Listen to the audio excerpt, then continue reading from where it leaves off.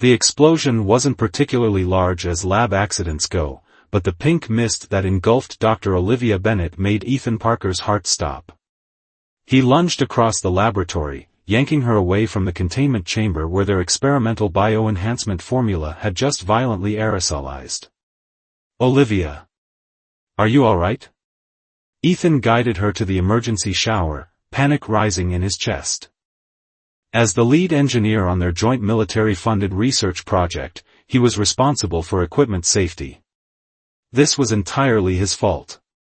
"I'm fine," she spluttered, pushing her soaked chestnut hair from her face as the decontamination shower drenched them both. "What happened to the stabilization field?" Ethan winced. "The calibration must have been off. I should have triple-checked it before we started the test." Olivia stepped out of the shower, wringing water from her lab coat. "No lasting harm done. Let's clean up and try again tomorrow." If only it had been that simple. The changes began overnight. Ethan was reviewing the incident report in his office the next morning when Olivia stormed in, wearing an oversized lab coat clutched tightly around her body. Her face was flushed with anger and embarrassment. "What did you do to me?" she hissed, slamming the door behind her. Ethan blinked in confusion, then his jaw dropped as he noticed the changes. Olivia had always been petite and slender, a brilliant mind in an unremarkable package, as she often joked. The woman standing before him now had a dramatically different silhouette, with curves that strained against even the oversized lab coat. "Oh no," he whispered, the color draining from his face. "The formula, it must have enhanced me? Like it was supposed to enhance muscle tissue in our military subjects?" Olivia's voice cracked. "I woke up like this. Nothing fits, everyone's staring, and Director Wilson actually whistled when I walked past his office." Ethan stood, horrified. "Olivia, I'm so sorry.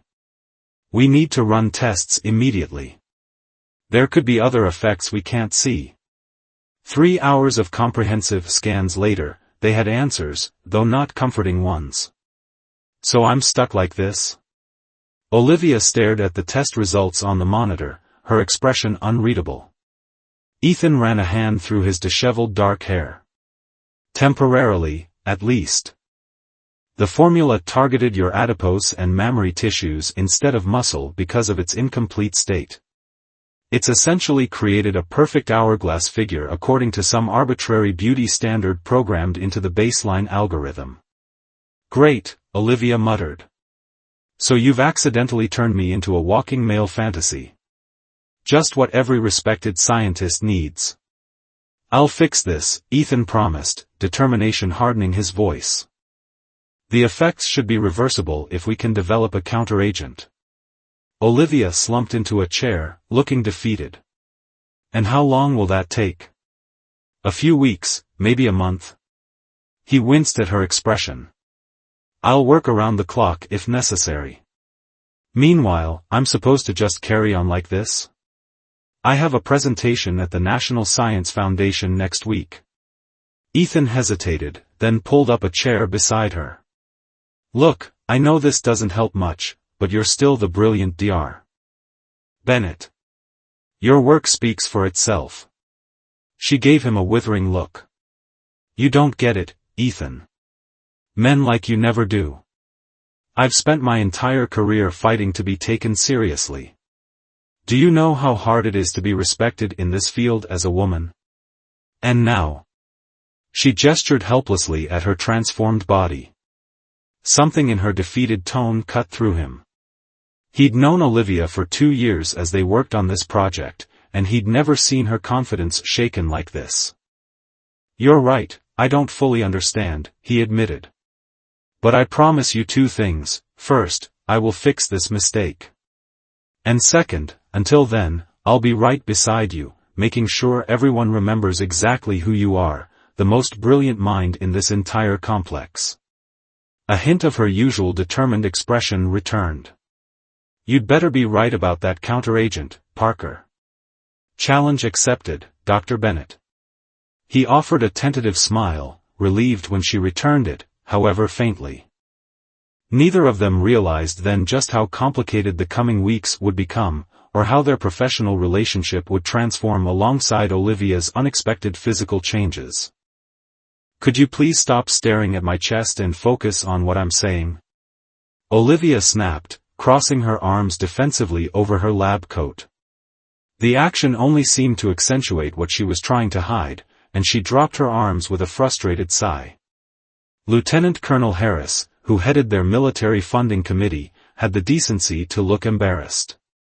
"My apologies, Dr. Bennett. You were saying about the preliminary results?" 3 days had passed since the accident, and Olivia was learning that her professional life had become an obstacle course of unwanted attention, awkward interactions, and constantly having to reassert her authority. This meeting with their primary funder was just the latest challenge. "As I was explaining," she continued with forced patience, "the formula shows remarkable potential for enhancing natural human capabilities, but the targeting mechanism requires significant refinement." From beside her, Ethan jumped in. "The incident with Dr. Bennett was caused by an equipment malfunction that I take full responsibility for. We've implemented additional safety protocols, and I'm personally heading the development of a counteragent." Olivia shot him a grateful look. Since the accident, Ethan had been unwaveringly supportive, running interference with colleagues and working late into the night on a solution. After the meeting concluded, they retreated to their shared lab space, where Ethan immediately returned to his workstation. "That wasn't completely mortifying," Olivia said sarcastically, collapsing into her chair. "Did you see how the entire room could barely focus on our presentation?" Ethan looked up from his computer. "For what it's worth, your scientific argument was flawless. Even with the—" He gestured vaguely, then immediately regretted it, distraction. "I had to buy all new clothes," she said quietly. "Nothing fits anymore. Do you know how strange it is to suddenly have a completely different body? It's like looking at a stranger in the mirror." Ethan stopped typing and turned to face her fully. "I can't imagine. But Olivia, you're still you. Your mind, your passion for research, your terrible taste in music."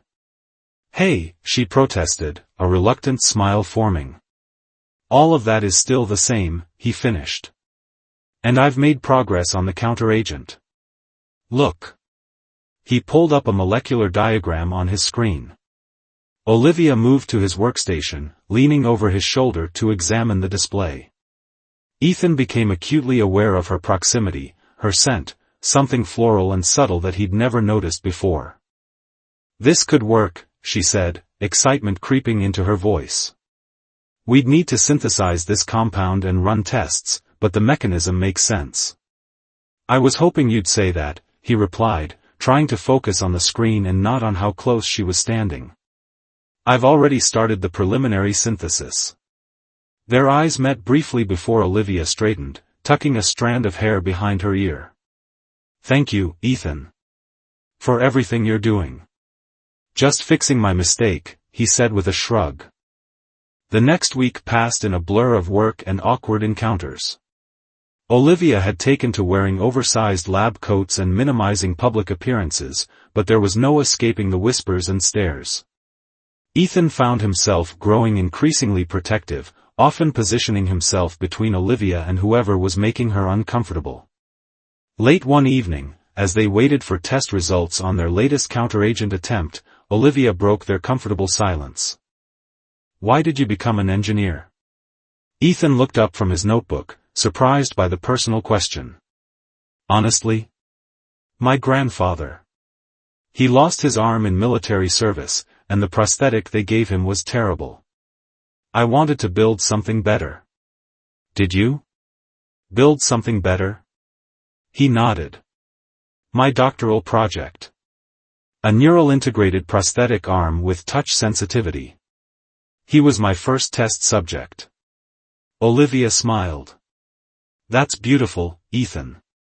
I had no idea. What about you? Why biochemistry?" She leaned back in her chair, considering. I was sick a lot as a child. Spent more time in hospitals than at school. I wanted to understand what was happening inside my body, and eventually, I wanted to help others who were suffering. Is that why you agreed to this military project? To help injured soldiers? Partly, she admitted. The funding was also impossible to turn down. But yes, the idea of helping people recover from injuries faster, become stronger, it matters to me. Their conversation continued as night fell, moving from professional aspirations to childhood memories, favorite books, and embarrassing stories. Sometime after midnight, they ordered takeout and spread papers across the floor, brainstorming new approaches to the counteragent. Olivia laughed at something Ethan said, and he found himself staring at her, not at her enhanced figure, but at her animated expression, the intelligence sparkling in her eyes, the way her whole face transformed when she was truly amused. "What?" she asked, noticing his gaze. "Nothing," he said quickly. "Just thinking that this is the first time I've seen you relaxed since the accident." She sobered slightly. "I guess I'm starting to adjust. And it helps having someone who still treats me like a scientist first and a woman second." "You're both," Ethan said softly. "Always have been." Something shifted in the air between them, a moment of tension, of possibilities neither was ready to acknowledge. Then Olivia's phone chimed with test results, breaking the spell. "The synthesis is complete," she announced, standing quickly. "Let's see if this version works." As they moved back to their equipment, Ethan realized with a jolt of surprise that fixing his mistake had somehow become secondary to simply spending time with Olivia, changes and all. The National Science Foundation presentation loomed over Olivia like a storm cloud. Despite 2 weeks of dedicated work, Ethan's counteragent still wasn't ready, which meant she would have to present her research in her enhanced state. The night before the conference, she paced their lab, rehearsing her talking points while Ethan made final adjustments to her slides. "What if they don't take me seriously?" she asked, stopping mid-stride. "What if all they see is—" She gestured at her body. Ethan looked up from the computer. "Then they're fools who don't deserve your research. But Olivia, your work is revolutionary. It'll speak for itself." "Easy for you to say," she muttered. "You're not the one who has to stand in front of the entire scientific community looking like some sort of comic book character." He set aside the presentation and crossed the room to her. "Look, I know I can't fully understand what you're going through. But I've watched you these past 2 weeks. You haven't let this stop you from doing brilliant work. Don't let it stop you tomorrow either." Their eyes met, and something in his earnest expression steadied her. "You're coming, right? To the presentation?" "Front row," he promised. "I'll be the one staring intently at your data charts and nodding enthusiastically at your methodology." She laughed despite herself. "My hero." The presentation went better than expected. Olivia had chosen a conservative pantsuit that minimized her new figure as much as possible, and she delivered her findings with such commanding expertise that even the most skeptical attendees were won over. When the initial questions focused solely on her research rather than her appearance, she felt a weight lift from her shoulders. It wasn't until the networking reception afterward that things became uncomfortable again. Olivia found herself cornered by Professor Richard Harmon, a renowned researcher with wandering eyes and a reputation for inappropriate behavior toward female colleagues. "I must say, Dr. Bennett, you've certainly blossomed since we last met," he said, standing too close. "Perhaps we could discuss a potential collaboration over dinner tonight? I have a suite at the hotel." Before Olivia could respond, Ethan appeared at her side, casually inserting himself between them. "Dr. Bennett, I believe Director Williams was looking for you. Something about funding for the next phase of our project." Grateful for the rescue, Olivia excused herself. Ethan followed after exchanging a few terse words with Harmon. "Thank you," she said when they were alone in a quiet corner of the reception hall. He's been making comments like that since my postdoc days.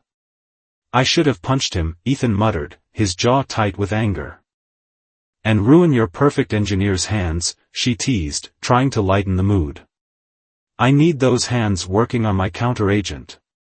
His expression softened. How about we escape this circus? There's a diner across from the hotel that's supposed to have the best pie in the city. 2 hours later, they sat in a booth at the back of the diner, empty plates pushed aside as they debated the merits of various science fiction films. Olivia had loosened her severe bun, and her chestnut hair fell in waves around her shoulders. Ethan found himself entranced by how animated she became when arguing that the physics in Interstellar were far superior to those in The Martian. You're staring again, she said, cutting herself off mid-sentence. Sorry, he replied, not looking away. I just realized I've never seen you like this outside the lab. Relaxed. Happy. Maybe because I wasn't, she admitted. Happy, I mean. I was so focused on proving myself, on being taken seriously, that I forgot to actually enjoy the work. She toyed with her coffee cup. Ironically, it took this bizarre physical transformation to make me remember why I fell in love with science in the first place. And why is that? He asked softly. Discovery. Connection. Finding answers to questions no one else has solved. She looked up at him. Working with you these past weeks has reminded me of that. Ethan felt his heart rate quicken. Olivia, Her phone rang, interrupting whatever he'd been about to say. It was their lab assistant, calling with results from the latest counteragent test. Olivia's expression brightened as she listened. The molecular stability looks promising, she told Ethan after hanging up. We might have a viable solution within days. Instead of the relief he expected to feel, Ethan experienced a strange sense of loss. He should have been thrilled, this was what they'd been working toward. Yet the thought of returning to their previous professional distance left him hollow. As they walked back to the hotel, their hands brushed accidentally. Neither pulled away, and after a moment of hesitation, Ethan gently took her hand in his. Olivia glanced at him, surprise flickering across her features before her fingers curled around his. They didn't speak about it. Not when they reached her hotel room door, not when she thanked him for coming to the conference, not when they parted with lingering looks that said far more than words could have. Back in his own room, Ethan stared at the ceiling, confronting the truth he'd been avoiding. He was falling in love with Olivia Bennett. Not with her enhanced appearance, but with her brilliant mind, her determination, her unexpected vulnerability, and the way her entire face lit up when she solved a problem. And in less than a week, if their calculations were correct, he would give her back her old body, and perhaps lose whatever connection had been growing between them. Across the hall, Olivia touched her hand where his had held it, wondering when fixing the accident had stopped being her most urgent desire, and why the thought of returning to normal now filled her with such conflicting emotions. The lab hummed with anticipation as Ethan added the final catalyst to their latest counteragent attempt. This was their 7th formulation, each previous version having failed in different, sometimes spectacular ways. Beside him, Olivia monitored the molecular stability on her tablet, her expression tense with concentration. Reaction is stabilizing, she murmured, eyes fixed on the changing numbers. Protein folding is proceeding as predicted. Ethan watched her instead of the experiment, noting the way she unconsciously tucked her hair behind her ear when focused, how she bit her lower lip when analyzing data. In the 3 weeks since her transformation, he'd cataloged dozens of these small habits, each one making it harder to maintain professional distance. Ethan, look at this. Olivia's excited voice pulled him from his thoughts. She thrust the tablet toward him, pointing at a simulation showing the counteragent interacting with a sample of her altered cells. The reversal pathway is holding. I think we've got it. Their eyes met over the tablet, her face alight with the thrill of scientific breakthrough. Without thinking, Ethan pulled her into a hug, lifting her slightly off the ground in his enthusiasm. When he set her down, neither stepped away immediately. "We need to run final safety protocols before human testing," she said, her voice softer than usual, still standing within the circle of his arms. "But it looks promising." Ethan nodded, reluctantly stepping back. "I'll set up the verification sequence. We could be ready for the reversal procedure by tomorrow evening." Something flickered across Olivia's face, uncertainty, perhaps? But she quickly turned toward her workstation, all business again. "I'll prepare the dosage calculations." They worked in companionable silence for hours, each lost in their own thoughts. For Ethan, the success was bittersweet. He was proud of their achievement, relieved to have fixed his mistake, but haunted by the possibility that their relationship might revert along with her physical changes. As evening fell, Olivia stretched, wincing as her back protested the long hours hunched over equipment. "I think I need a break." "Dinner?" 20 minutes later, they sat on the roof of the research facility, take-out containers spread between them as they watched the sunset. The conversation flowed easily, touching on everything except the impending reversal procedure. Finally, as darkness settled around them, Olivia broached the subject. "So tomorrow I go back to normal."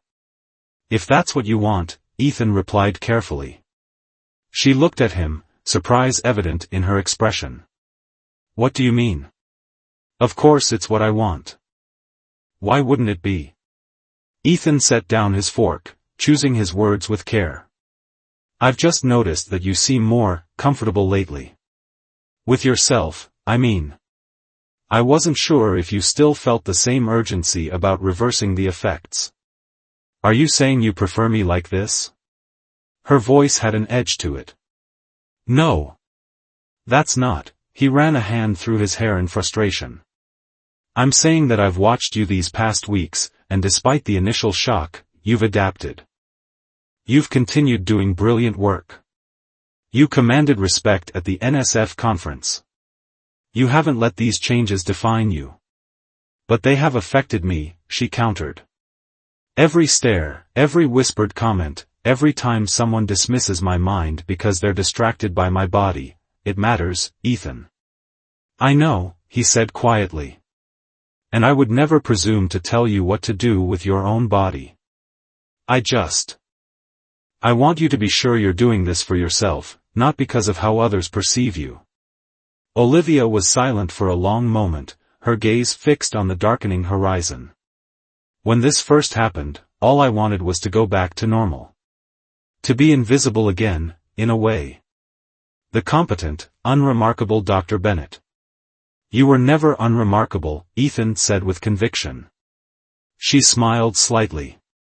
"To the scientific community, I was just another researcher. Now, I'm that scientist with the—" She gestured at herself. "And yet, something strange happened these past weeks.